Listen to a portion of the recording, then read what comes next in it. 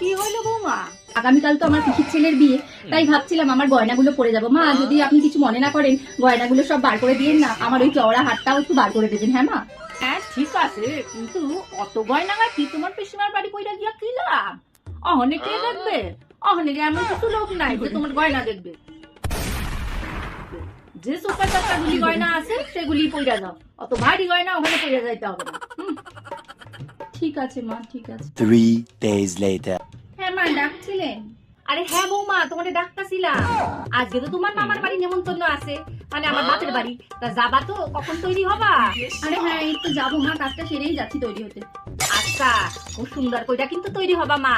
আর যত গয়নাগাটি আছে সব পইরা নেবা, চাবি নিয়ে যাও। শুধু তোমার গয়না না, চাইলে আমার গয়নাগুলোও তুমি পইরা যাইতে পারো।